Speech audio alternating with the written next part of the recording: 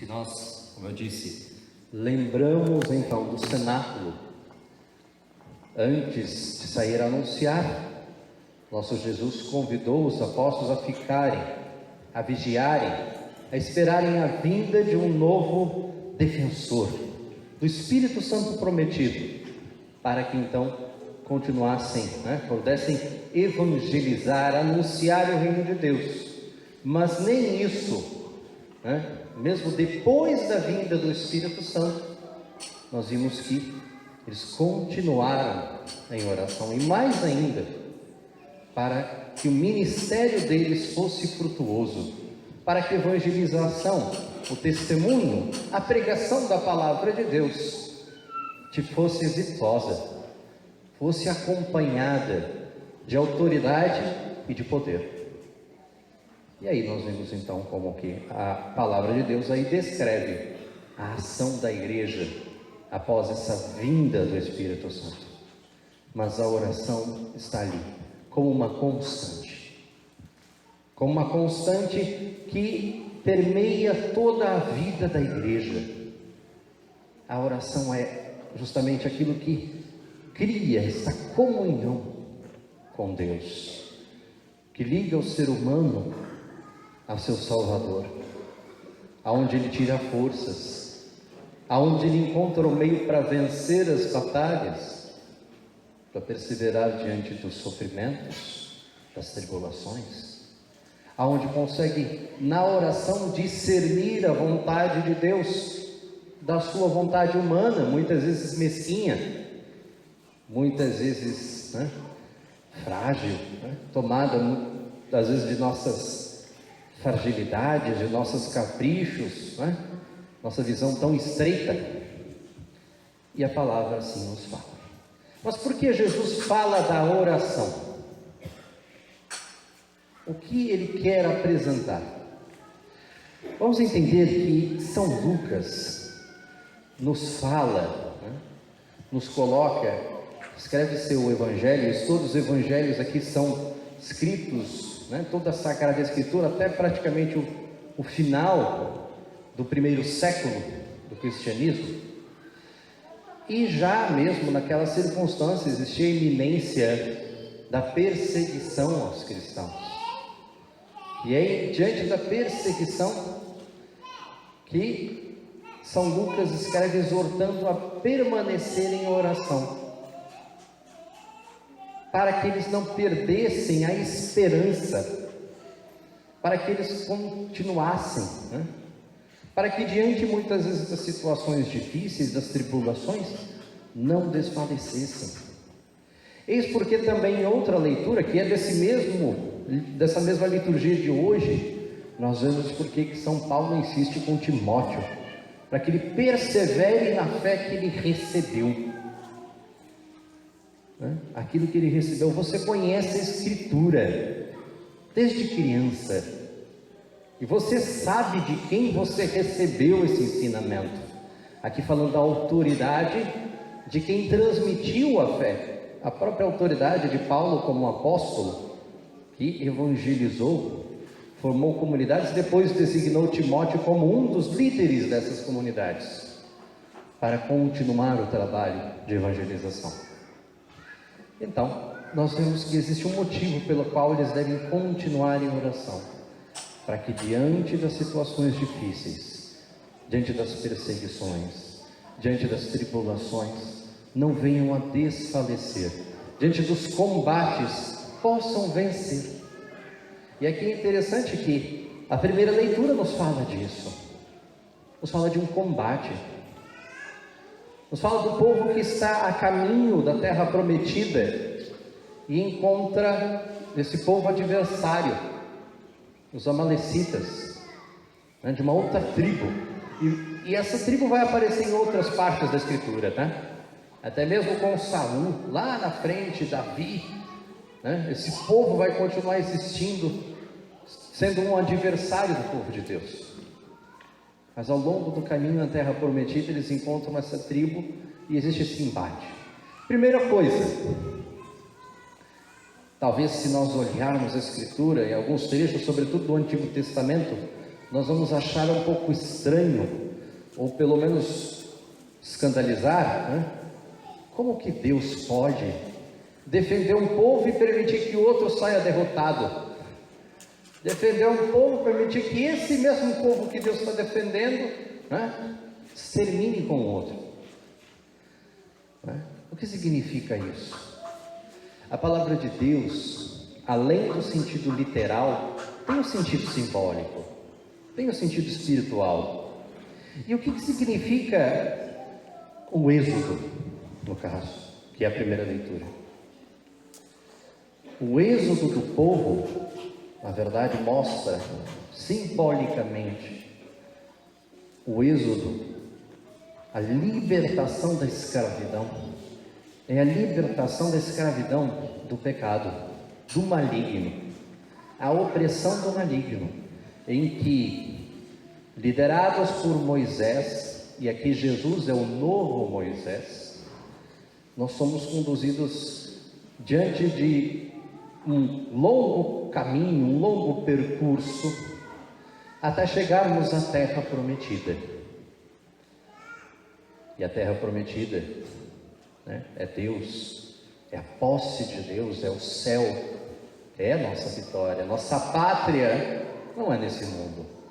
Aqui nós somos, né, somos passageiros. A pátria eterna, a terra prometida, Jerusalém é o céu, onde, guiados pelo novo Moisés Jesus Cristo, o povo é liberto da escravidão, né, do maligno.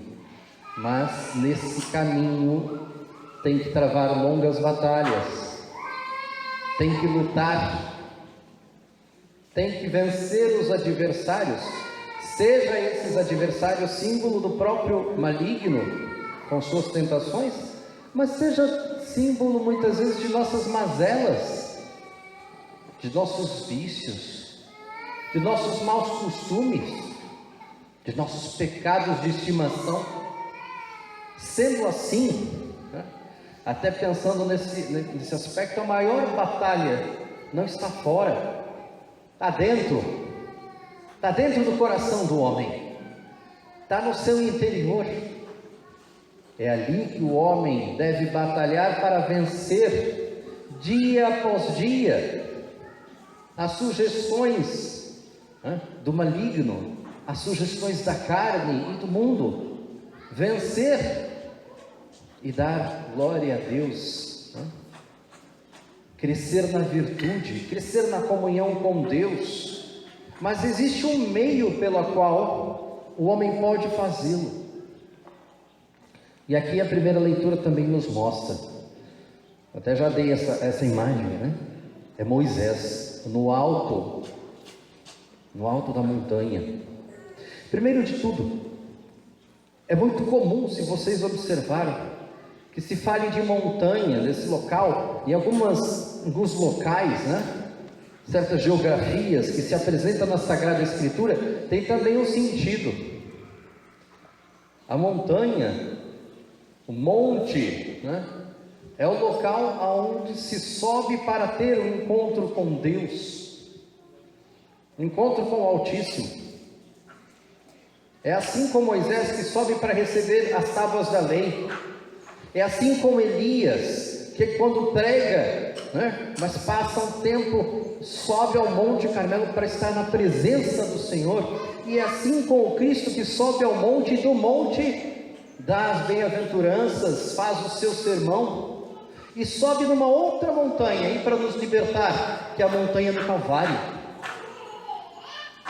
Então não é por nada não que ele sobe na montanha, é sinal dessa elevação para junto de Deus. E até um santo, que aqui é São João da Cruz, né, um santo carmelita, nos fala, né, utiliza, quando fala da oração, tem uma obra justamente com esse título, Subida ao Monte Carmelo, mas que a subida que ele fala, essa é a ascensão da alma para Deus. Precisamos subir. E vejam bem, subir. Bom, aqui não temos montes tão grandes, né? Eu sei que tem Frade a freira aqui, né? Perto? Tem, né? Tá coberto, né? Tá certo. Nunca subi lá. Mas, acho que se alguém tentar subir, você não pode subir carregando muita coisa, né? Cada vez que você sobe um pouco e o peso é impossível, né? Se torna mais difícil, mais árdua a subida. A subida da oração, nós temos que aprender a desapegar na oração, a desprender daquilo que nesse mundo nos prende, a terra. Aqui eu quero dizer assim, quantas vezes nossa oração, né, não foi um abandono a Deus, muito pelo contrário. Tenta-se começar a oração e a primeira atitude é vir 1000 coisas na cabeça, 1000 preocupações, 1000 tarefas. Mesmo que você tenha uma oração que vou rezar o terço, tem gente que reza até mais rápido para terminar, porque depois tem o que fazer. Para a alma ascender a Deus é necessário desprender dessas preocupações, desprender desses pesos, porque senão nós não subimos para onde está Deus. É necessário orar sempre, mas é necessário subir e desapegar para ali encontrar o Senhor. E é isso que Moisés faz, ele sobe e permanece como o Cristo, sobe, vejam bem, a palavra de Deus nos fala, sobe, né, com a vara de Deus na mão e permanece de braços erguidos em oração.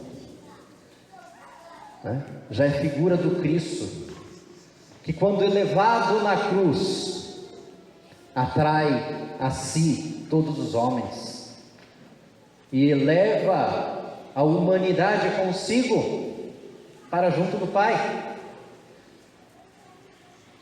Queremos vencer as batalhas de nossa vida, menores ou maiores, vencer o pecado, vencer as situações difíceis. Não existe outro caminho senão estar em união com Deus, subindo na oração, em comunhão com Ele, e de forma especial estar em comunhão com Deus, que lá no alto da cruz nos redime.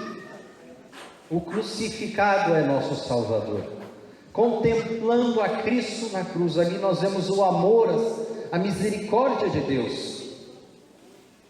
E a Ele que nós devemos olhar e encontrar ali a certeza da nossa vitória, a razão da nossa vitória e a nossa esperança e a nossa fé, que é o que a segunda leitura nos fala que devemos permanecer, né, como homens de Deus, à espera de Jesus Cristo, que é Ele que há de vir julgar os vivos e os mortos. Ele é o Salvador, Ele é o Senhor.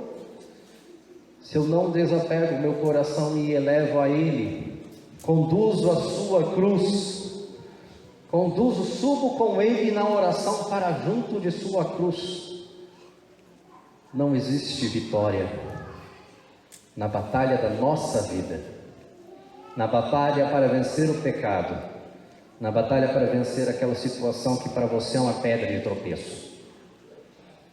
E voltando agora já ao sentido do cenáculo, então, quando Jesus está na cruz, e alguns relatos assim nos dizem, né, relatos bíblicos, está diante da cruz, aos pés dela, a Virgem Maria, junto com o discípulo amado João e outras santas mulheres. Primeiro de tudo, né, o discípulo amado. Eu sei que não é o evangelho de hoje, mas tá bom, vamos lá. O discípulo amado é símbolo, né? Nós sempre identificamos com São João, mas o discípulo amado, a Escritura coloca esse nome, não dá um nome específico, apenas a tradição identifica como tal, para que cada um de nós possa se colocar nesse local, para que cada um de nós possa se sentir amado por Deus e se colocar aos pés da cruz, e aos pés da cruz com Maria, e perceber no Cristo, que do alto da montanha de Jerusalém, Jesus se dirigia a Jerusalém nesse texto, não é? O texto bíblico, na verdade, de São Lucas mostra Jesus subindo para Jerusalém. Neste lugar, em Jerusalém, é ali que Ele nos salva. E é preciso que eu, você, estejamos como esse discípulo amado aos pés da cruz e junto com a Virgem, porque é ali, na cruz, que somos salvos. Hoje, existe uma outra montanha que se ergue para nós, né? Um outro lugar onde a cruz se faz presente, cruz e ressurreição, que é o santo sacrifício do altar, que é por isso que é o que nós concluímos hoje esse dia. Diante do altar de Deus, de forma especial na Eucaristia, nós atualizamos o sacrifício de Cristo. E hoje nós somos convidados a estar aos pés da cruz com Maria e nele encontrar a salvação. Então, a própria Eucaristia é a maior ação de graças, a maior oração que nós podemos dar a Deus. E somos conduzidos a desprender para subir com Ele. E o que eu falo desprender? Agora eu vou falar uma coisa prática. Quando você, vamos dizer assim, vocês todos estão aqui, né, nesse dia já de oração, de cenáculo, mas quando vocês vão à sua comunidade, vão celebrar, quantos de vocês vão realmente deixando para trás todo o peso para celebrar,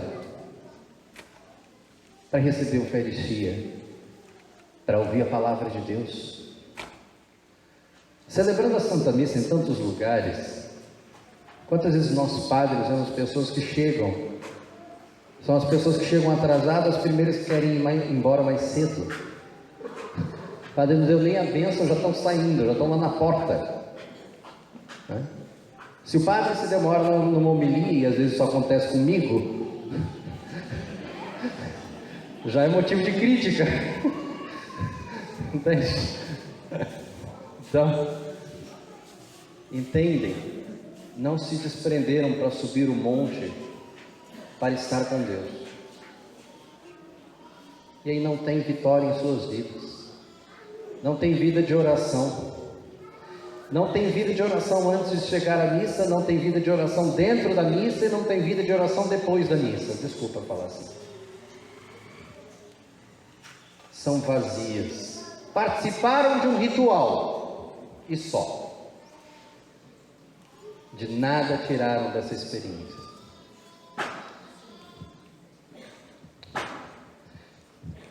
E a palavra de Deus hoje nos fala, nos traz uma imagem que aí é a nossa consciência cristã, que é interessante, né?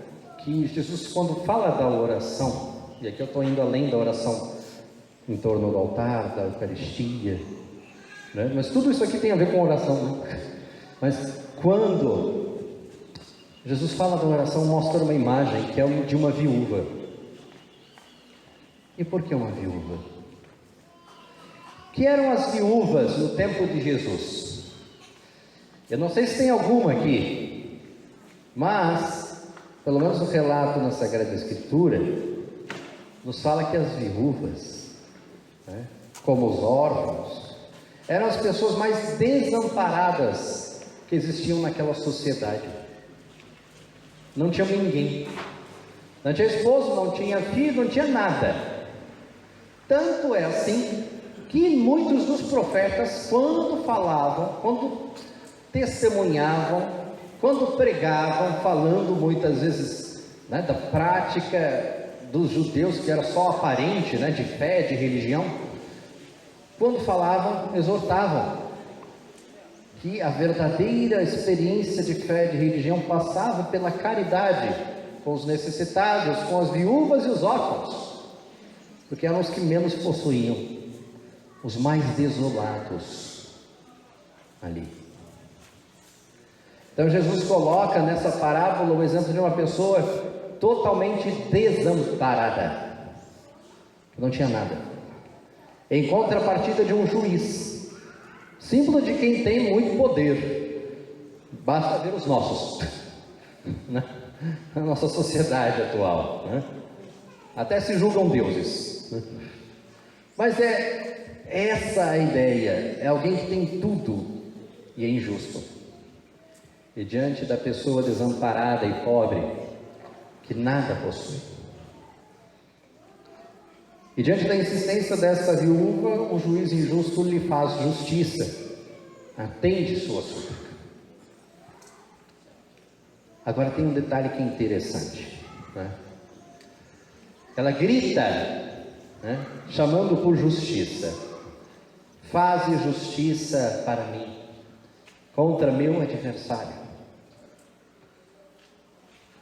Aonde nós vamos encontrar um grito semelhante? Na Sagrada Escritura.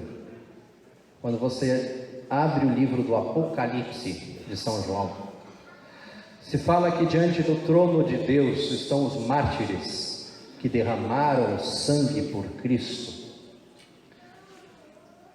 e clamam ao Senhor: quando nos fará justiça? É símbolo, na verdade, a viúva, primeiro, de Santo Agostinho, que é símbolo da igreja, a viúva. Por quê? Porque a igreja, né, não encontra amparo nesse mundo, não encontra sustento, e sem Deus, que é a sua força, nada pode. Basta pensar, olha ao redor, quantas vezes a igreja, aparentemente, na sua história, né, se viu combatendo contra todas as forças, todas as ideologias, todos os reinos, né, e encontrou fortaleza, permaneceu, porque confiou naquele que é o único e justo juiz, que é Deus. Primeiro. Segundo, o grito da viúva nos assemelha, né?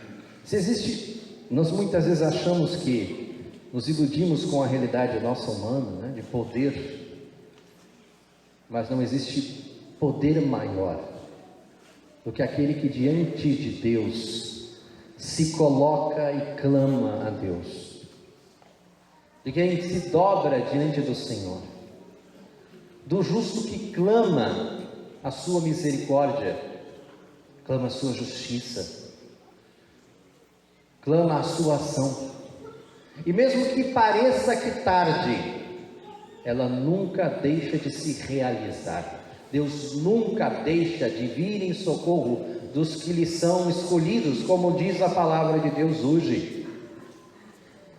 Se muitas vezes nós mesmos pensamos nisso, nos vimos em situações, talvez quantas, das menores, do dia a dia, de família, de trabalho, na sociedade, de injustiças, de infidelidades, de sentirmos desamparados só. Mas, se confiamos em Deus, Ele vem em nosso socorro. Ah, mas eu rezo, eu não consegui o que eu queria tanto, eu não alcancei ainda tal coisa. Mas Deus acaba sendo o amparo daquele que sofre. Os santos, como eu falei, os mártires também, não foram libertos nem mesmo dos castigos do martírio, vamos dizer assim, né, da perseguição, mas tiveram sua fé redobrada, revigorada. Mesmo que nós passemos por essas situações, o justo que clama a Deus encontra nele o sustento de sua fé, de sua esperança, de sua vida. Basta olhar tantos lugares por aí que se tem tudo, tantos países, né, sem a fé em Deus, mesmo países que hoje possuem tanto, né, sustento econômico, condição de vida e etc., vai buscar o nível de depressão, o nível de suicídio nesses lugares. Falta o sustento que é Deus. Deus vem em auxílio, e mesmo que tarde, age em nossas vidas. E até acontece uma coisa que eu gostaria de refletir com vocês. Às vezes a gente tem essa impaciência diante das situações de nossa vida, diante dos nossos sofrimentos, diante das situações que achamos injustas, mas às vezes é melhor esperar em Deus e aceitar as demoras de Deus, porque Deus é paciente e aceita a nossa demora em mudar de vida, a nossa demora em se converter, a nossa demora em aprender a perdoar e limpar o coração daquela mágoa, daquele rancor. Ah, se Deus fosse tão, vamos dizer assim, rápido em agir com justiça conosco, como nós queremos que Ele haja com justiça com o próximo. Será que realmente não é melhor esperar a paciência de Deus para conosco? Ser paciente com a ação de Deus que espera para que nós e os outros se convertam, mudem de vida? Então também cabe pensar sobre isso hoje. E antes aprender que nessa demora de Deus é a oportunidade para mudar, para crescer na fé, na esperança, e permitir que a misericórdia de Deus atue. Bem que Santa Faustina diz que é o tempo da misericórdia, virá o tempo da justiça, virá esse tempo, mas felizes somos nós que em nossa vida agora soubemos aproveitar esse tempo como o tempo da graça e da misericórdia, para nós e para os nossos irmãos e irmãs, até para aqueles a quem nós achamos que menos merecem, porque o desejo de Deus em Cristo é a salvação de todos, não que se percam. Então aprendamos também com isso, a aceitar as demoras de Deus em nossa vida, sabendo que ao longo desse processo, Deus age aqui dentro, com a fé, a caridade e o fortalecimento de cada um de nós. Louvado seja nosso Senhor Jesus Cristo.